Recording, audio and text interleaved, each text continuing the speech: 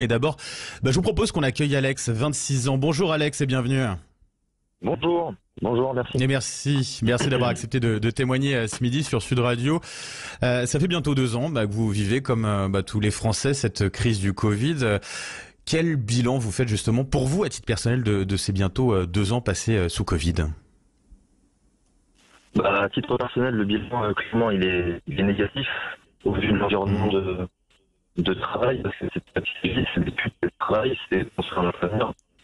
Alors mon cher Alex, on vous entend assez mal. On va essayer justement de vous décaler un petit peu, alors sans prendre de risques. Vous penchez pas trop Allô. par la fenêtre. Oui, on vous entend parfaitement là. Voilà, c'est mieux. beaucoup mieux. Vous disiez que le bilan était négatif, Alex. Effectivement, que c'était dur. Oui, parce que clairement, on est amputé de tout ce qui fait d'une partie de ce qui fait notre vie étudiante, c'est-à-dire on a encore les cours, mais enfin on suit difficilement les cours, c'est-à-dire c'est du distanciel. On ne peut pas participer à la vie associative de notre établissement, même de notre ville comme on veut.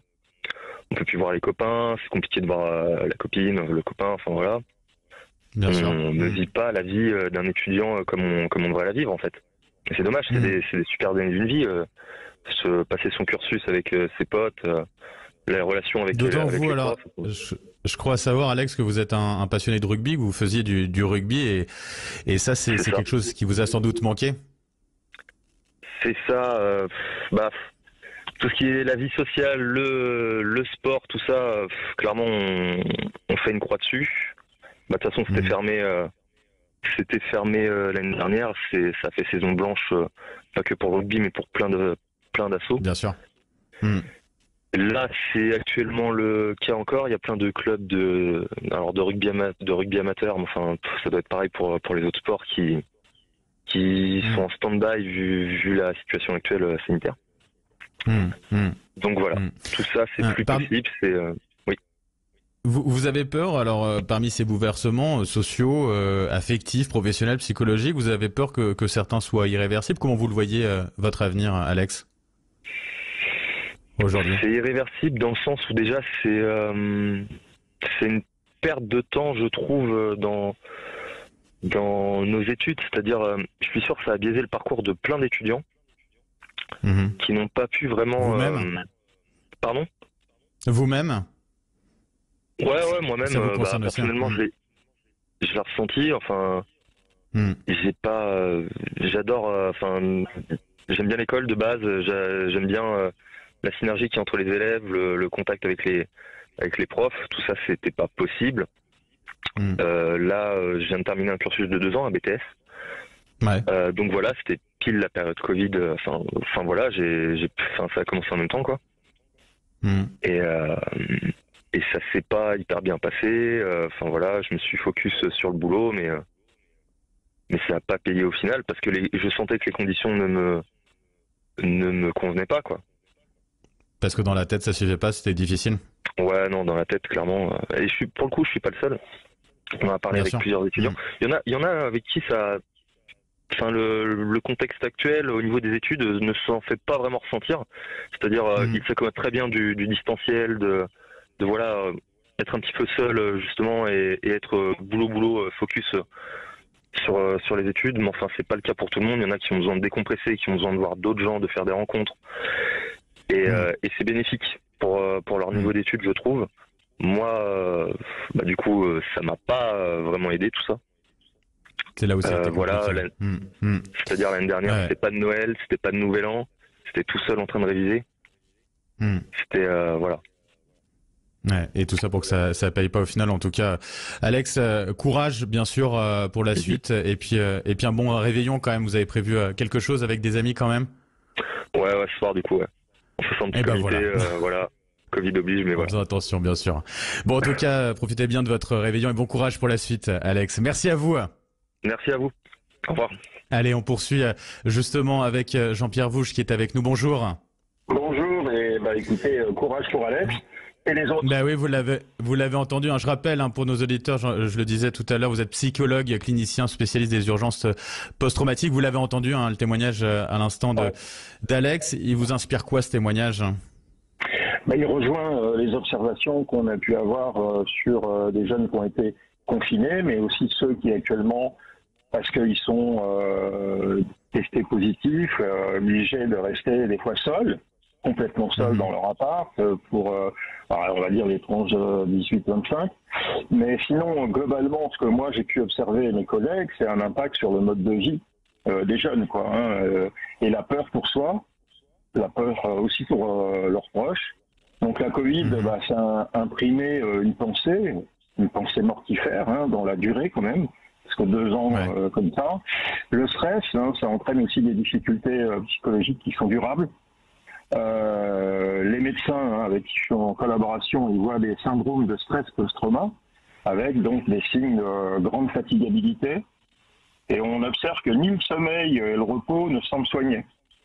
Donc il y a des troubles aussi, comme Alex le précisait, des troubles cognitifs, des difficultés de concentration intellectuelle, de problèmes d'organisation, des troubles de l'attention, l'impression, sensation de tourner en boucle, avec des ruminations, et puis une sorte d'anesthésie aussi de leurs sensations, sensation même d'étrangeté de l'environnement.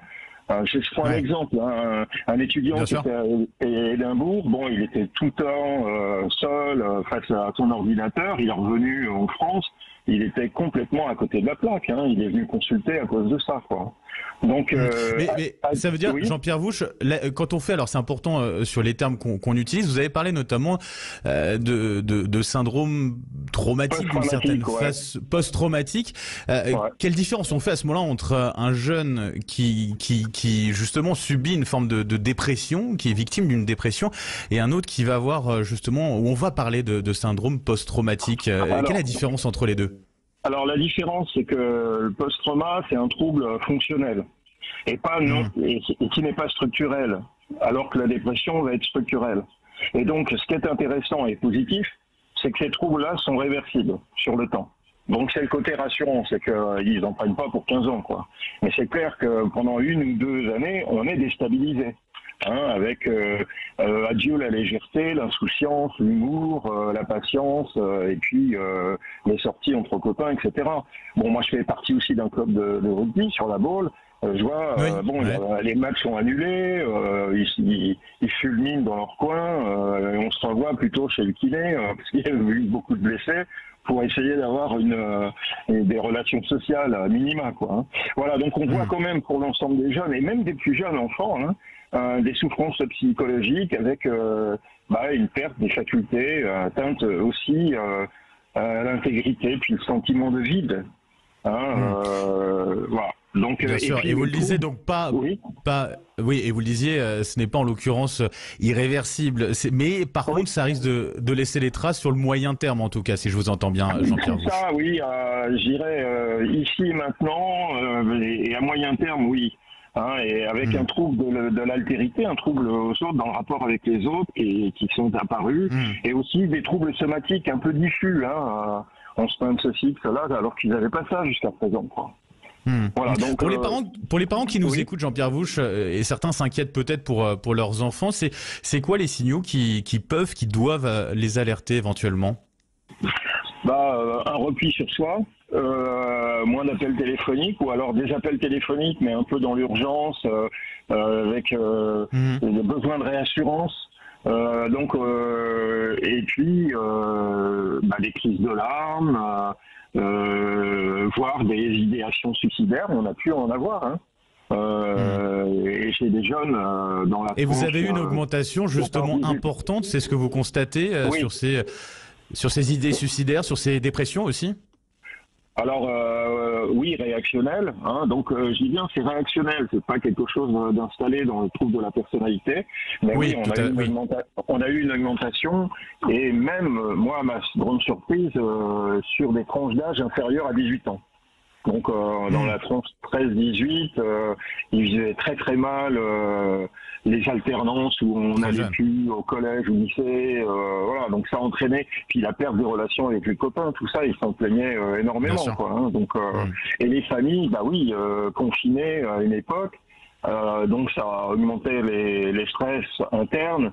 avec des conflits, des réactivités fortes, de l'agressivité, voilà. Donc oui, les signaux, c'est en effet des troubles relationnels et puis des alarmes aussi sur les questions somatiques, hein, des problèmes intestinaux, beaucoup plus nerveux ou au contraire très apathiques.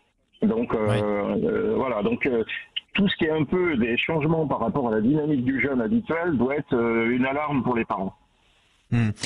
Qu'est-ce qui a été le plus dur à affronter pour ces jeunes que vous entendez, que vous rencontrez, Jean-Pierre Vouche? Ça a été par exemple le couvre-feu, le confinement total, ouais. Ça a été la durée, l'installation finalement de cette crise? Alors, c'est le confinement, oui. Ouais. Le couvre-feu aussi par rapport à des activités externes. Et donc, et le problème c'est durable, quoi. Donc, on passe 6 mois, ça va, mais si on est sur 2 ans, voire même, on va peut-être prolonger, c'est un état d'épuisement. Ils ont l'impression d'avoir perdu leurs années, quoi. Donc, c'est un gâchis, quoi, une sorte de gâchis par rapport à leurs belles années, quoi. Et donc, il y a aussi un peu un sentiment de révolte, et puis des fois contre le système, l'autorité, en disant mais ils sont à côté de la plaque, qu'est-ce qu'ils nous font? Donc, ça a du mal à passer, hein, les décisions politiques pour certains jeunes. Hein. Et avec l'importance aussi de communiquer, de discuter aussi entre générations, c'est important ça pour que les plus âgés comprennent aussi les souffrances des plus jeunes. C'est pas toujours facile à entendre aussi. Ouais, moi je sais que l'année dernière, hier, je me dis mais qu'est-ce que je faisais le 31 et le 1er l'année dernière? Ben, en fait, le maire de La Baule m'avait demandé d'intervenir dans des EHPAD parce qu'il voyait plus les petits enfants et les enfants. Et puis, j'intervenais auprès aussi de familles au moment des fêtes qui me disaient nos gosses ils vont pas bien, quoi. Donc en fait, j'ai passé mon temps à soutenir les gens, à travailler, que ce soit sur des tranches d'âge très âgées, mais aussi chez des jeunes et qui avaient aussi des soucis, hein, dans le sens, je vois plus ma grand-mère depuis X mois, quoi, mes grands-parents, donc ça avait un impact au niveau intrafamilial, quoi. Qu'est-ce que vous conseillez justement pour les jeunes qui nous écoutent ou les parents ou les grands-parents qui vont conseiller justement leurs enfants, petits-enfants pour éviter que ça ne bascule ou pour en tout cas faire en sorte qu'ils le vivent le mieux possible cette période? Et trouver tous les canaux de communication possibles.